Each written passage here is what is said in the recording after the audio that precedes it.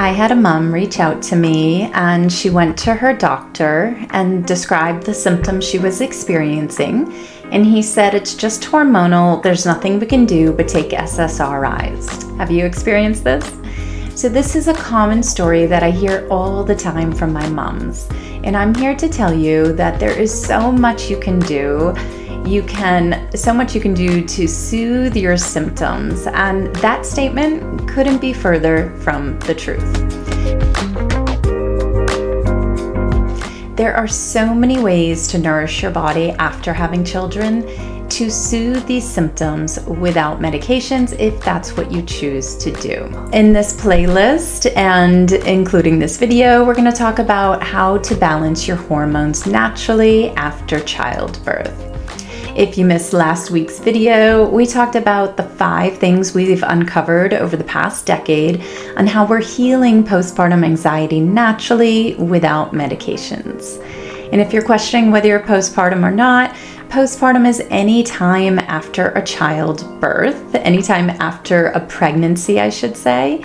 But because of Google and society, we seem to think at 6 weeks, you're going to feel fine and off to work you go. Nothing is further from the truth. It takes over 2 years, if not more, for your hormones to rebalance, for your nutrient deficiencies to get filled again. And if you've had babies in less than 2 years apart, or in my case, an hour and a half apart, then you have probably nutrition depletion. You probably have lost a lot of blood, a lot of nutrients, and a lot of amino acids and minerals. It's so important that we replenish your body after each and every pregnancy and birth. I hate to say birth because a pregnancy should really be taken into account here. Let's take 2 moms, right? One mom is breastfeeding and one mom is not, because the hormones are different based on whether you're breastfeeding, whether you're weaning, and if you're over 2 years postpartum. There's varying differences in your body based on where you are on the timeline. Let me know in the space below how old your youngest child is so I have an idea of where you are in your healing journey. Okay, so the mom that is breastfeeding, right? We have higher prolactin, higher oxytocin, and these hormones suppress dopamine, your happy hormone, and estrogen, the juicy feminine hormone that we all love and feel great when we have high estrogen. Well, not too high. So it suppresses estrogen, leaving you with maybe a pelvic organ prolapse, vaginal dryness, more UTIs than you're used to, and maybe hot flashes and a low libido. So these are signs of low estrogen. Now let's go to the mom that is weaning or has stopped breastfeeding.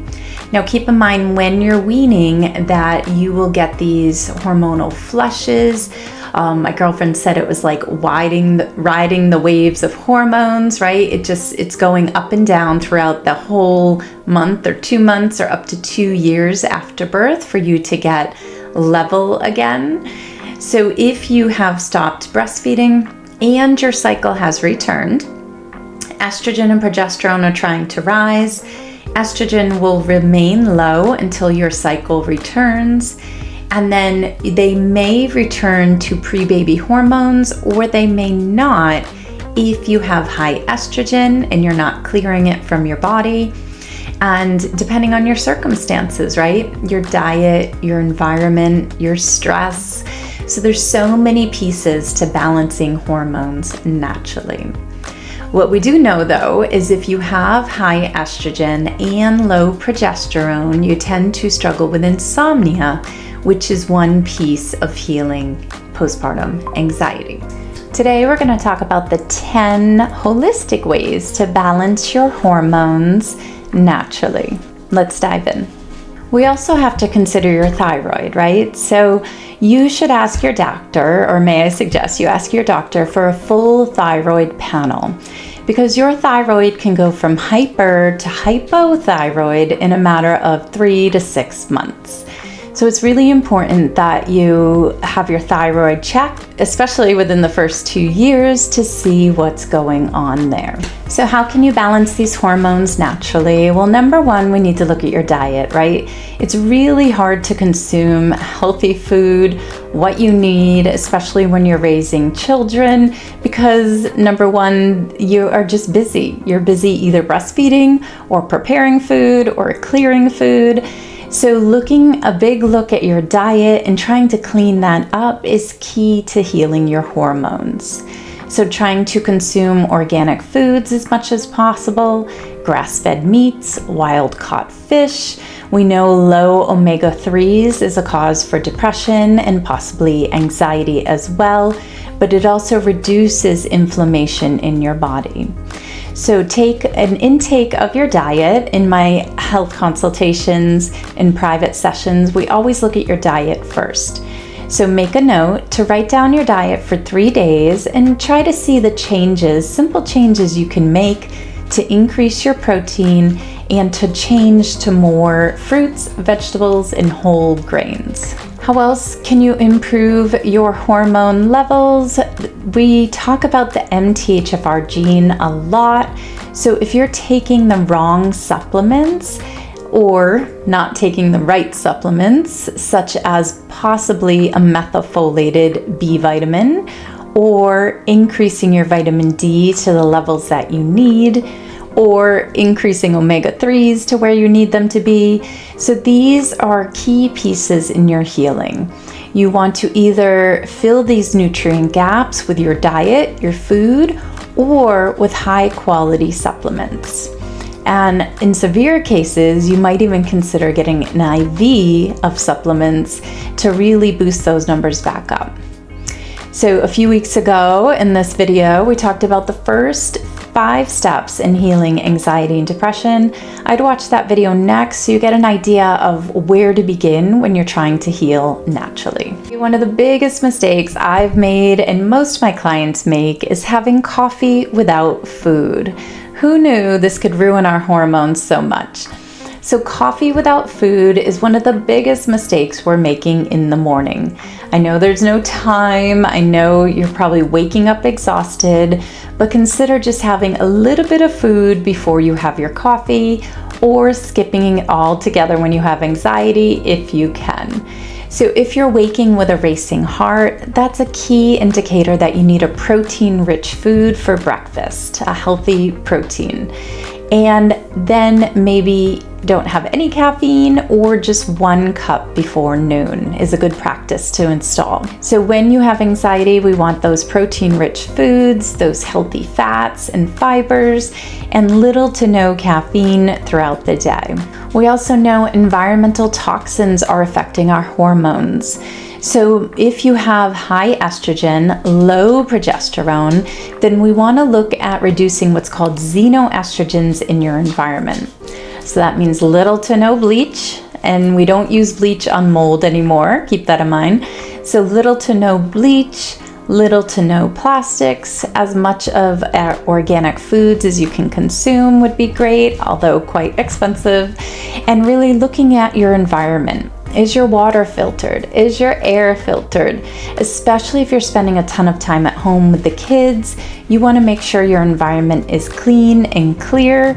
Open those windows, clean with vinegar and baking soda, and do your best to reduce chemicals in your environment. All right, stress. How is your stress? So when we are stressed, it triggers the fight or flight response, increasing cortisol, which causes waking at night and depletes your body of vitamins and minerals.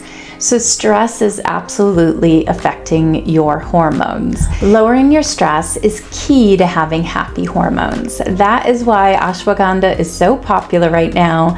Again, it's not for everyone, but it does help soothe that fight or flight response and put you into rest and digest, and really helps lower the cortisol. In next week's video, we're going to talk about the herbs that help balance your hormones. And the last piece of the puzzle of balancing your hormones are amino acids. This is the most missed by our healthcare team and the biggest results that you'll experience. Now, I just ordered an amino acid test, and I will be sure to share that with you when I get the results. By filling our amino acids, we can help heal anxiety naturally. If you're not sure what I'm talking about, watch for that upcoming video, and we're going to discuss how amino acids have really helped me heal anxiety. So how else can we balance our hormones? We need to look at adding herbal teas. Herbal teas help fill the nutrient gaps that you're depleted in. So we tend to be depleted in vitamins, minerals, and amino acids, like I said, and high quality loose leaf herbal teas can help fill these gaps. Now, I have a popular blend called the One Daily Tea Blend, which includes stinging nettles and milky oat tops. And the reason this is so popular is the nettles have iron and tons of vitamins and minerals, and it helps lower our blood sugar. So if you're craving chocolate cake and you have a cup of stinging nettle tea with your chocolate cake, your blood sugar will not spike as high as if you didn't have that cup of tea. Isn't that amazing? Several of my clients have stopped heart palpitations with this One Daily Tea Blend. So look at Olivia. Olivia was having heart palpitations. You could read this through. And she went to her doctor, and her doctor referred her to a cardiologist. Now, after 2 cups of stinging nettle teas daily, her heart palpitations went away. So this is an example of how herbal medicine can help soothe your symptoms without side effects of medications. Okay, number 8. Taking the right supplements. When you take the right supplements, it can help clear excessive estrogen from your body. What do I mean by that?